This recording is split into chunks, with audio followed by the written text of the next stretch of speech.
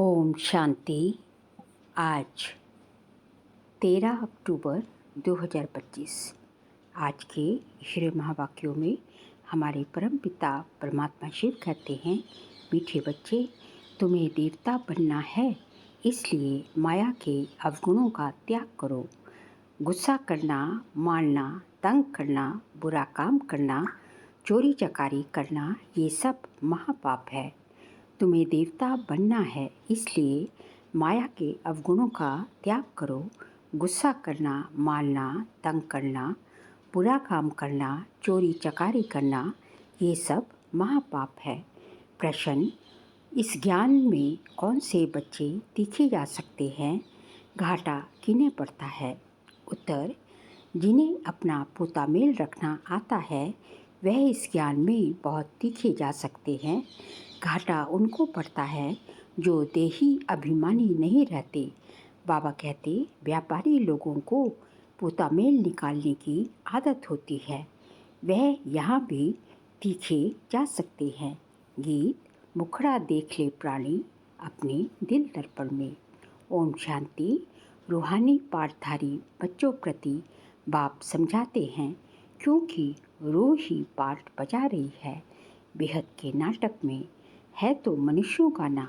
बच्चे इस समय पुरुषार्थ कर रहे हैं, भल वेद शास्त्र पढ़ते हैं, शिव की पूजा करते हैं, परंतु बाप कहते हैं इनसे कोई मेरे को प्राप्त नहीं कर सकते, क्योंकि भक्ति है ही उतरती कला। ज्ञान से सद्गति होती है तो जरूर कोई से उतरते भी होंगे। ये एक खेल है जिसको कोई भी जानते नहीं। शिवलिंग को जब पूजते हैं तो उनको ब्रह्म नहीं कहेंगे, तब कौन है जिसको पूजते हैं? उनको भी ईश्वर समझ पूजा करते हैं। तुम जब पहले पहले भक्ति शुरू करते हो तो शिवलिंग हीरे का बनाते हो। अभी तो गरीब बन गए हैं तो पत्थर का बनाते हैं। हीरे का लिंग उस समय 4-5 हज़ार का होगा, इस समय तो उसका दाम 5-7 लाख होगा। ऐसे हीरे अभी मुश्किल निकलते हैं। पत्थर बुद्धि बन गए हैं तो पूजा भी पत्थरों की करते हैं। ज्ञान बिगर, जब ज्ञान है तो तुम पूजा नहीं करते हो। चैतन्य सम्मुख में है, उनको ही तुम याद करते हो। जानते हो याद से विकर विनाश होंगे। गीत में भी कहते हैं, हे बच्चों, प्राणी कहा जाता है आत्मा को। प्राण निकल गया फिर जैसे मुर्दा है, आत्मा निकल जाती है। आत्मा है अविनाशी। आत्मा जब शरीर में प्रवेश करती है तब चैतन्य है। बाप कहते हैं, हे आत्माएं, अपने अंदर जांच करो, कहाँ तक देवी गुणों की धारणा हुई है। कोई विकार तो नहीं है, चोरी चकारी आदि का कोई आसुरी गुण तो नहीं है ना। आसुरी कर्तव्य करने से फिर गिर पड़ेंगे, इतना दर्जा नहीं पा सकेंगे। खराब आदत को मिटाना जरूर है। देवता कभी कोई पर गुस्सा नहीं करते। यहाँ असुरों द्वारा कितनी मार खाते हैं, क्योंकि तुम देवी संप्रदाय बनते हो तो माया कितनी दुश्मन बन पड़ती है। माया के अवगुण काम करते हैं। मारना, तंग करना, बुरा काम करना, ये सब पाप है। तुम बच्चों को तो बहुत शुद्ध रहना चाहिए। चोरी चकारी आदि करना तो महान पाप है। बाप से तुम प्रतिज्ञा करते आए हो, बाबा मेरा तो आप एक दूसरा ना कोई, हम आपको ही याद करेंगे। भक्ति मार्ग में भलगाते हैं, परंतु उनको पता नहीं कि याद से क्या होता है। वह तो बाप को जानते ही नहीं। एक तरफ कहते हैं नाम रूप से न्यारा है, दूसरी तरफ शिवलिंग की पूजा करते हैं। तुमको अच्छी रीति समझकर फिर समझाना है। बाप कहते हैं, ये भी जज करो कि महान आत्मा किसको कहा जाए। श्री कृष्ण जो छोटा बच्चा स्वर्ग का प्रिंस है, वह महात्मा है या आजकल के कलयुगी मनुष्य? वह विकार से पैदा नहीं होता है, वह है निर्विकारी दुनिया, ये है विकारी दुनिया। निर्विकारी को बहुत टाइटल दे सकते हैं, विकारी का क्या टाइटल है? श्रेष्ठाचारी तो एक बाप ही बनाते हैं, वह है सबसे ऊंचते ऊंच और सब मनुष्य पाठधारी हैं तो पाठ में जरूर आना पड़े। सतयुग है श्रेष्ठ मनुष्यों की दुनिया, जानवर आदि सब है, वहाँ माया रावण है ही नहीं। वहाँ ऐसे कोई तमोगुणी जानवर होते नहीं।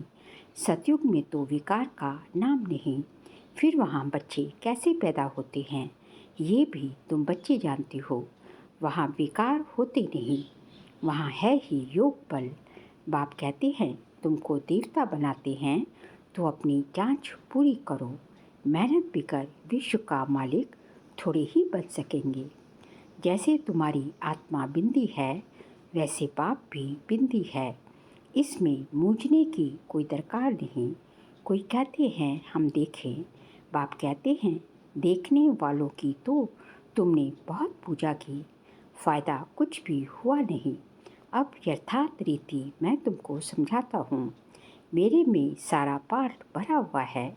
सुप्रीम सोल हूँ ना, सुप्रीम फादर। कोई भी बच्चा अपने लौकिक बाप को ऐसे नहीं कहेंगे, एक को ही कहा जाता है। सन्यासियों को तो बच्चे है नहीं जो बाप कहे। ये तो सब आत्माओं का बाप है जो वर्षा देते हैं।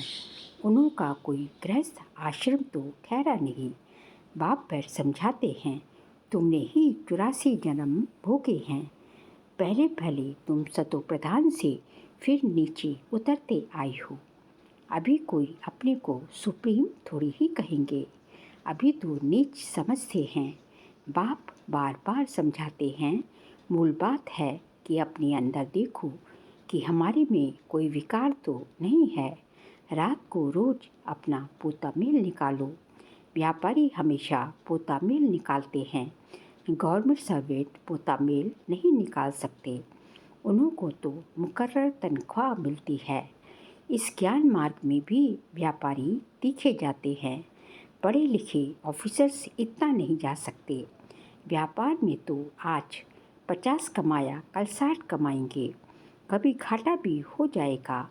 गवर्नमेंट सर्वेंट की तो फिक्स पे होती है। इस कमाई में भी अगर देही अभिमानी नहीं होंगे तो घाटा पड़ जाएगा। माताएं तो व्यापार करती नहीं, उनके लिए फिर और ही सहज है। कन्याओं के लिए भी सहज है क्योंकि माताओं को तो सीढ़ी उतरनी पड़ती है। बलिहारी उनकी जो इतनी मेहनत करते हैं। कन्याएं तो विकार में गई ही नहीं तो छोड़े फिर क्या छोड़े। पुरुषों को तो मेहनत लगती है, कुटुंब परिवार की संभाल करनी पड़ती है। सीढ़ी जो चढ़ी है वह सारी उतरनी पड़ती है। घड़ी घड़ी माया थप्पड़ मार गिरा देती है। अभी तुम बीके बने हो, कुमारियाँ पवित्र ही होती हैं। सबसे ज़्यादा होता है पति का प्रेम। तुम्हें तो पतियों के पति परमात्मा को याद करना है और सबको भूल जाना है। माँ बाप का बच्चों में मोह होता है, बच्चे तो हैं ही अनजान। शादी के बाद मोह शुरू होता है, शादी के बाद मोह शुरू होता है। पहले स्त्री प्यारी लगती, फिर विकारों में ढकेलने की सीढ़ी शुरू कर देते हैं। कुमारी निर्विकारी है तो पूजी जाती है। तुम्हारा नाम है बीके, तुम महिमा लायक बन फिर पूजा लायक बनते हो। बाप ही तुम्हारा टीचर भी है तो तुम बच्चों को नशा रहना चाहिए। हम स्टूडेंट हैं, भगवान जरूर भगवान भगवती ही बनाएंगे। सिर्फ समझाया जाता है भगवान एक है, बाकी सब है भाई भाई, दूसरा कोई कनेक्शन नहीं। प्रजापिता ब्रह्मा से रचना होती है, फिर वृद्धि होती है। आत्माओं की वृद्धि नहीं कहेंगे, वृद्धि मनुष्यों की होती है। आत्माओं का तो लिमिट नंबर है, बहुत आते रहते हैं। जब तक वहाँ हैं आते रहेंगे। झाड़ बढ़ता रहेगा, ऐसे नहीं कि सूख जाएगा। इनकी भेंट बनियन ट्री से की जाती है। फाउंडेशन है नहीं, बाकी सारा झाड़ खड़ा है। तुम्हारा भी ऐसे है। फाउंडेशन आदि सनातन देवी देवता धर्म है नहीं, कुछ ना कुछ निशानियां हैं। अभी तक भी मंदिर बनाते रहते हैं। मनुष्यों को थोड़ी ही पता है कि देवताओं का राज्य कब था फिर कहाँ गया। ये नॉलेज तुम ब्राह्मणों को ही है, मनुष्यों को ये मालूम नहीं कि परमात्मा का स्वरूप बिंदी है। गीता में लिख दिया है कि वह अखंड ज्योति स्वरूप है। आगे बहुतों को साक्षात्कार होता था, भावना अनुसार बहुत लाल लाल हो जाते थे, बस हम नहीं सहन कर सकते। अब वह तो साक्षात्कार था। बाप कहते हैं साक्षात्कार से कोई कल्याण नहीं, यहाँ तो मुख्य है याद की यात्रा। जैसे पारा खिसक जाता है, याद भी घड़ी घड़ी खिसक जाती है। कितना चाहते हैं कि बाप को याद करें, फिर और ख्याल आ जाते हैं। इसमें ही तुम्हारी रेस है। ऐसे नहीं कि फर्ज से पाप मिट जाएंगे, समय लगता है। कर्मातीत अवस्था हो जाए तो फिर ये शरीर ही ना रहे, परंतु अभी कोई कर्मातीत अवस्था को नहीं पा सकते हैं, फिर उनको सतयुगी शरीर चाहिए। अब तुम बच्चों को बाप को ही याद करना है। अपने को देखते रहो, हमसे कोई बुरा काम तो नहीं होता है। पोता मेल जरूर रखना है, ऐसे व्यापारी झट साहूकार बन सकते हैं। बाप के पास जो नॉलेज है वह दे रहे हैं। बाप कहते हैं मेरी आत्मा में ये ज्ञान मुंदा हुआ है। हूबहू तुमको वही नॉलेज जो कल पहले ज्ञान दिया था बच्चों को ही समझाएंगे। और क्या जाने, तुम इस सृष्टि चक्र को जानते हो, इसमें सब एक्टर्स का पार्ट मुंदा हुआ है। बदल सदल नहीं सकता, ना कोई छुटकारा पा सकता है। हाँ, बाकी समय मुक्ति मिलती है। तुम तो ऑलराउंड हो, 84 जन्म लेते हो, बाकी सब अपने घर में होंगे, फिर पिछाड़ी में आएंगे। मोक्ष जाने वाले यहाँ आएंगे नहीं, वह फिर पिछाड़ी में चले जाएंगे। ज्ञान कभी सुनेंगे नहीं, मच्छरों सदृश आए और गए।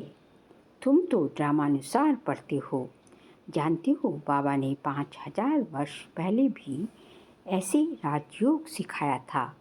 तुम फिर औरों को समझाते हो कि शिव बाबा ऐसे कहते हैं। अभी तुम जानते हो हम कितने ऊंच थे, अब कितने नीच बने हैं, फिर बाप ऊंच बनाते हैं। तो ऐसे पुरुषार्थ करना चाहिए ना। यहाँ तुम आते हो रिफ्रेश होने के लिए। इसका नाम ही पड़ा है मधुबन। तुम्हारे कलकत्ता व बॉम्बे में थोड़ी ही मुरली चलाते हैं। मधुबन में ही मुरली बाजे। मुरली सुनने के लिए बाप के पास आना होगा। रिफ्रेश होने नए नए पॉइंट्स निकलती रहती हैं। सम्मुख सुनने में तो फील करते हो बहुत फ़र्क रहता है। आगे चल बहुत पाठ देखते हैं। आहिस्ते आहिस्ते बाबा पहले सब सुना दे तो टेस्ट निकल जाए। आहिस्ते आहिस्ता बाबा पहले सब सुना दे तो टेस्ट निकल जाए। आहिस्ते आहिस्ते इमर्ज होता जाता है। एक सेकंड ना मिले दूसरे से। बाप आए हैं रूहानी सेवा करने, तो बच्चों का भी फर्ज है रूहानी सेवा करना। कम से कम ये तो बताओ, बाप को याद करो और पवित्र बनो। पवित्रता में ही फेल हो जाते हैं क्योंकि याद नहीं करते। तुम बच्चों को बहुत खुशी होनी चाहिए। हम बेहद के बाप के सम्मुख बैठे हैं, जिसको कोई भी नहीं जानते हैं। ज्ञान का सागर शिव बाबा ही है। देहधारी से बुद्धि योग निकाल देना चाहिए। शिव बाबा का ये रथ है, इनका रिकॉर्ड नहीं रखेंगे तो धर्मराज के द्वारा बहुत डंडे खाने पड़ेंगे। बड़ों का रिकॉर्ड तो रखना है ना। आदिदेव का कितना रिकॉर्ड रखते हैं, जड़ चित्र का इतना रिकॉर्ड है, तो चैतन्य का कितना रखना चाहिए।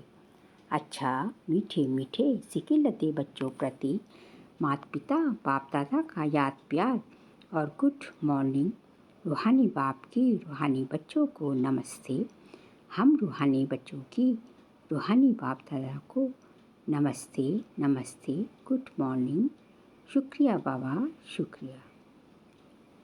सार के लिए पॉइंट्स हैं। अंदर में अपनी जांच कर देवी गुण धारण करनी है, खराब आदतों को निकालना है, प्रतिज्ञा करनी है, बाबा हम कभी भी बुरा काम नहीं करेंगे। सेकंड पॉइंट, कर्मातीत अवस्था को प्राप्त करने के लिए याद की रेस करनी है, रूहानी सेवा में तत्पर रहना है, बड़ों का रिकॉर्ड रखना है। आज का बाबा का वरदान है, फॉलो फादर के पाठ द्वारा मुश्किल को सहज बनाने वाले तीव्र पुरुषार्थी भव। फॉलो फादर के पाठ द्वारा मुश्किल को सहज बनाने वाले तीव्र पुरुषार्थी भव। मुश्किल को सहज बनाने व लास्ट पुरुषार्थ में समानता प्राप्त करने के लिए पहला पाठ है फॉलो फादर। ये पहला पाठ ही लास्ट स्टेज को समीप लाने वाला है। इस पाठ से अभुल एक रस और तीव्र पुरुषार्थी बन जाएंगे, क्योंकि किसी भी बात में मुश्किल तब लगता है जब फॉलो करने के बजाय अपनी बुद्धि चलाते हो। इससे अपने ही संकल्प के जाल में फंस जाते हो, फिर समय भी लगता है और शक्ति भी लगती है। अगर फॉलो करते जाओ तो समय और शक्ति दोनों बच जाएंगी, जमा होती रहेंगी। स्लोगन है, सच्चाई सफाई को धारण करने के लिए अपने स्वभाव को सफल बनाओ। सच्चाई सफाई को धारण करने के लिए अपने स्वभाव को सरल बनाओ। बाबा कहते हैं कि बाबा एक बार की अव्यक्त मूल्य में कहा है कि यदि तुम्हारी समस्याएं, तुम्हारी परेशानियां वो अव्यभिचारी हैं तो आपका भविष्य तो निश्चित है, आपका भविष्य अचल अडोल है। तो इसके लिए क्या है, आप जो आपका भविष्य निश्चित है उसको अपने प्रयास के द्वारा उसको फिक्स करो, वो तो आपका भविष्य है ही है। स्लोगन है, इस स्लोगन का ही हमने बताया कि सच्चाई सफाई के द्वारा प्रसाद करते करते सच्चाई सफाई द्वारा अपने को लाइट बनाना है, अपने को तनावग्रस्त निर्बल बंधन मुक्त बन के बाबा से योग लगा के फिर आगे ट्रेन की गाड़ी को आगे बढ़ाना है। फिर अक्टूबर मास का विदेशार्य का सब्जेक्ट है, स्वयं और सर्व के प्रति मनसा द्वारा योग की शक्तियों का प्रयोग करो। आज का पॉइंट है, जितना स्वयं को मनसा सेवा में बिजी रखेंगे उतना सहज मायातीत बन जाएंगे। सिर्फ स्वयं के प्रति भावुक नहीं बन सकते, लेकिन औरों का भी शुभ भावना और शुभकामना द्वारा परिवर्तित करने की सेवा करो। इसलिए भावना और ज्ञान, स्नेह और योग दोनों का बैलेंस हो। कल्याणकारी तो बने हो, अब जब बेहद कल्याणकारी तो बने हो, अब बेहद विश्व कल्याणकारी बनो। अच्छा, ओम शांति।